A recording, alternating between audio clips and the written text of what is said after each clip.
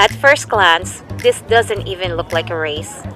Most of the course route has no crowds or civilization, just long stretches of quiet, and how far you can keep going when no one is watching.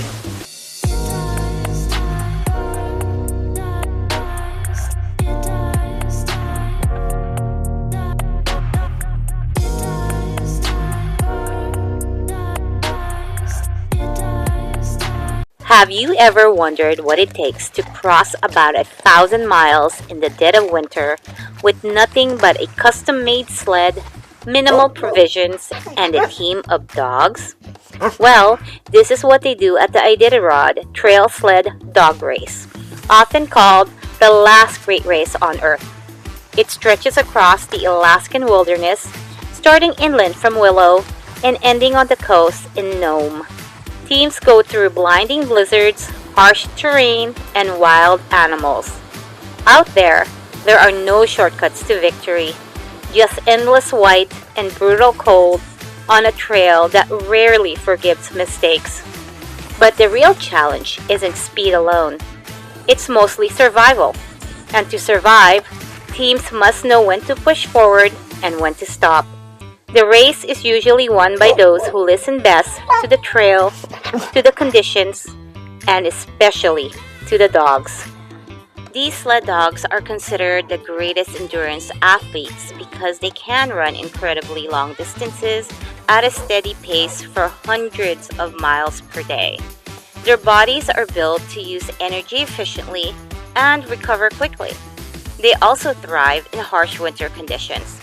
Most importantly, perhaps, they actually enjoy running and even crave it. Come with me to meet these special dogs competing in the longest sled race on Earth, complete with festivals and spectacle at Alaska's Iditarod. 3, 2, 1, go! And we wish him the very best on his way to Nome.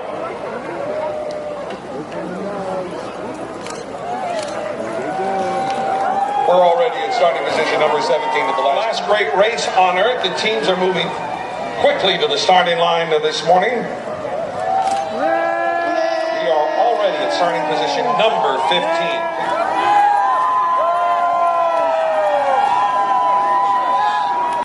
And with Mr. Baker's Harry Hamlin Longo from Alaska in the Iditarod. Wyndham Rollins from Wisconsin.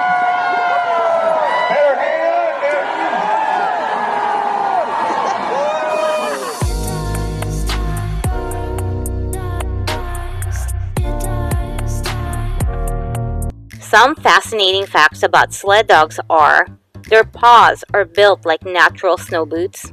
They can run 100 plus miles in a single day. They can get back to running again only after a quick rest. Their fur works as a built-in climate control system. They're able to switch from carbs to fat as a fuel source to maximize energy over long distances. Pound per pound, they can carry more weight and pull longer distances than a horse. What else did I miss? Let's see some of these dog competitors and their mushers for this year's Iditarod. Most mushers here at the Ceremonial Start begin the race with a full team of 16 dogs, but not all of them will make it to Nome. Along the way, some dogs are dropped at checkpoints, sometimes because they can't make it further, and sometimes as part of a larger strategy. Starting with more dogs allow teams to move strong early on and then lighten the load as the race progresses. Any dog left behind are well cared for by veterinarians and later transported back to Anchorage, where they will be reunited with their team and or handlers. Mushers are required to cross the finish line with a minimum of 5 dogs for their time to be counted, but often they cross with 10 to 12 dogs at the end.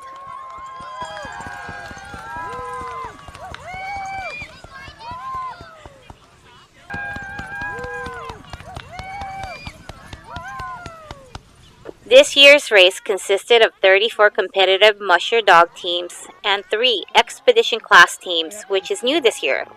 This expedition class teams have a separate set of rules that's a bit more flexible than the competitors.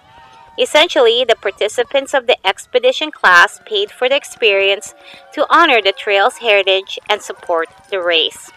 On the other hand, the competitors are 25 teams based in Alaska, 3 from other states, and 6 are international participants who all had to qualify to participate.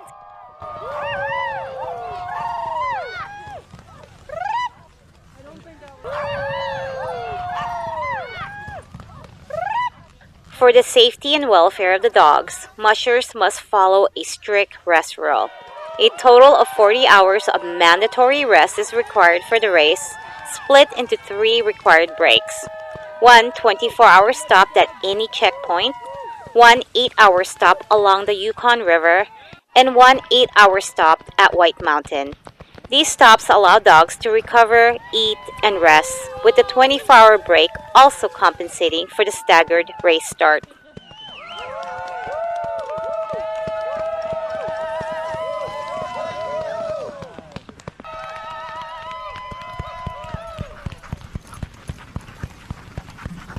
Number 32, Jody Potts Joseph, a Native American musher, put on Native American blankies on her dogs. Best dressed, in my opinion.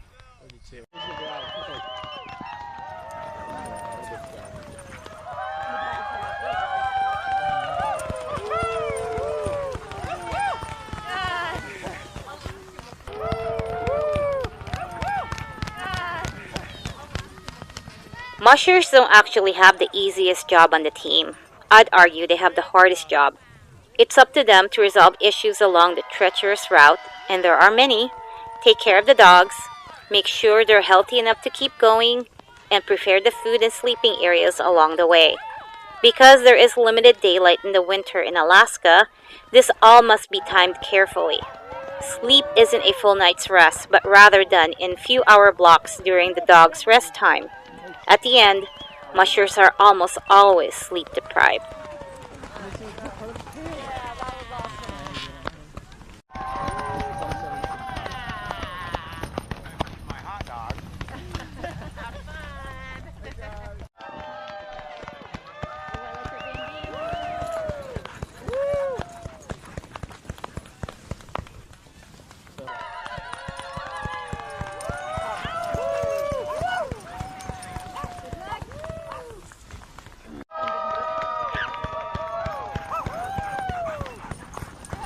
Number 37, Grayson Burton, named his team Team Blitz, after the Seahawks mascot. So, it's a look-alike coming up. That's not the real Blitz. Don't tell anyone. Thanks for coming out, guys. Hey there, quick interruption to say thanks a bunch for choosing to watch my video. You're awesome. I'm Sherry, and I've been wandering the world since 2010, turning my travel site, Colorful Footsteps, into a brand new YouTube channel. Here, it's all about superlative trips, eats, and stays. If you're enjoying this video or found it helpful, please leave a like or a comment, and maybe you'll even subscribe someday. See you again, okay? Now back to the video.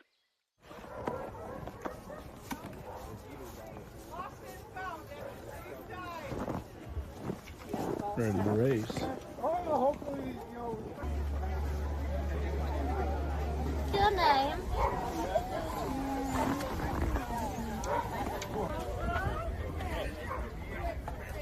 Oh yeah.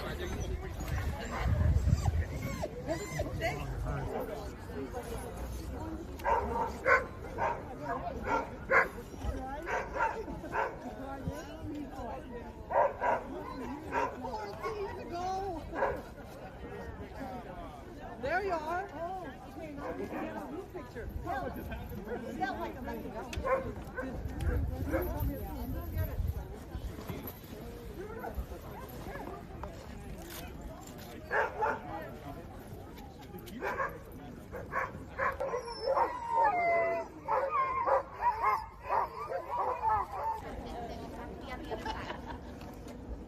Okay, but I'm going to get them now. You need to go on the other side. Yeah.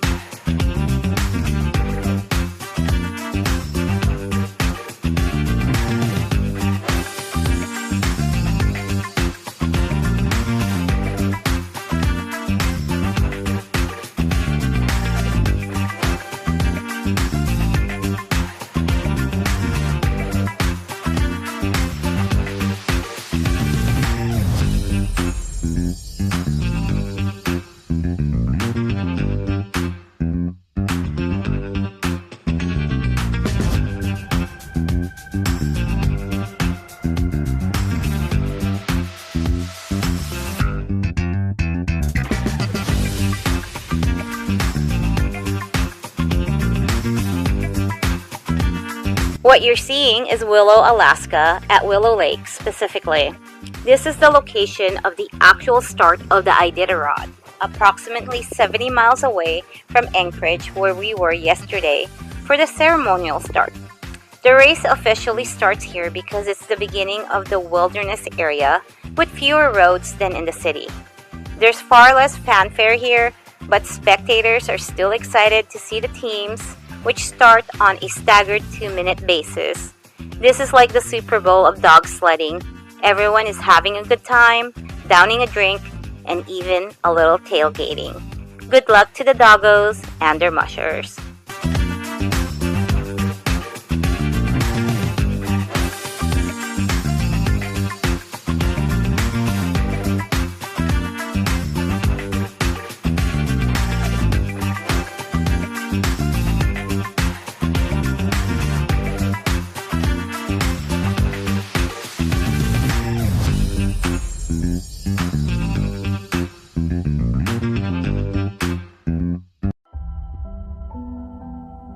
While the teams are making their way to Nome, let's talk about how this race came to be in the first place. Long before it became a race, this trail carried something far more important than competition. In 1925, the town of Nome, on the far west coast of Alaska, was facing growing diphtheria outbreak. The kind that, without treatment, could take lives quickly, especially in a remote place with limited resources. They needed antitoxin, and they needed it fast. But Alaska in the winter doesn't make things easy. Ice blocked the ports so no ships could sail in, weather grounded aircraft so no planes could fly, and there are no railroads to Nome. But the clock kept ticking and lives kept being taken away. They turned to the one method that could still move in these harsh Alaskan winters: dog sled teams. Dog sledding has always been a popular means of transport, so it was easy to assemble teams. But how well they'll do is what became legend. What happened was a coordinated relay across hundreds of miles, with mushers and their dogs working together to move the antitoxin step by step towards Nome. No one team made the whole trip. Instead, it was a chain of effort built on trust and timing. Heroes were made on this journey. Balto was the lead dog for his musher Gunnar, and their team completed the final and famous leg of the trip through blinding blizzard and heavy snow. He became very famous and got a lot of attention for bringing the antitoxin to Nome. And as he should, but we must remember all the mushers and their dogs were heroes. I like to think the dog Togo was the biggest hero in this antitoxin effort. He was the lead dog for his musher Leonhard, who was also his owner. Togo was a very naughty puppy, and Leonhard even gave him away at one point, but ultimately ended up back with him. Nice dogs rarely make history, and Togo certainly made history that we are thankful for. He led his team through the longest distance in the relay, 264 miles, over breaking sea ice, where he spotted the cracks even when Gunnar, the musher, couldn't see them. He swam through freezing water to pull the team to safety when they got stranded, and he ran through blizzard and darkness across a deadly frozen Norton Sound. He did this all when he was 12 years old. If you want to see Togo today, he has a statue at Central Park in New York, and his taxidermied body is at the Iditarod Trail Sled Dog Race Headquarters Museum in Wasilla. Back to the story. Against all odds, the antitoxin made it to Nome. The death rate would surely have been close to 100% without it, and not a single vial was broken in transit. Today, the Iditarod traces that same path in the spirit of that harrowing journey over 100 years ago.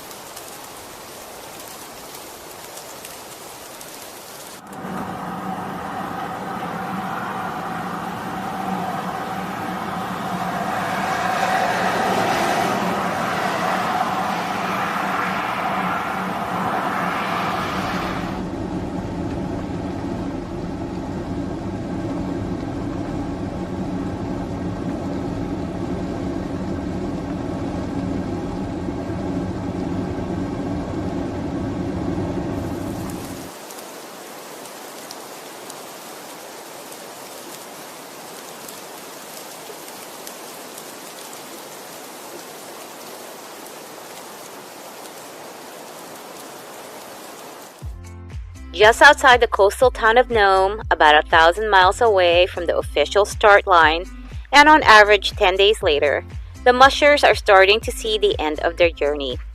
Some Nome residents are out here to cheer on the teams as they make the approach to the finish line in town.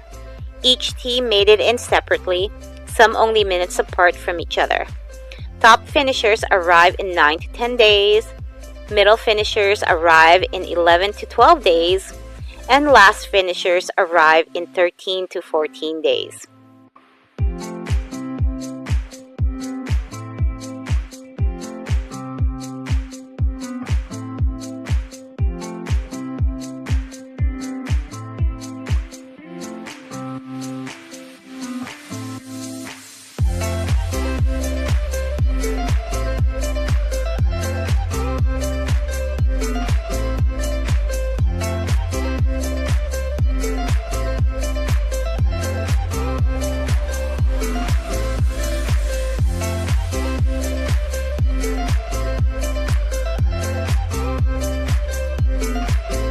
Fan favorite Matt Hall, bib number 16, make it to the finish line with his red sweater dog team.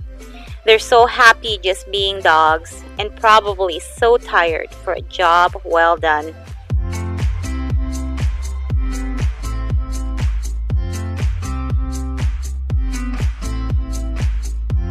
And of course, all the dogs, no matter when they arrive, should get a steak at the end.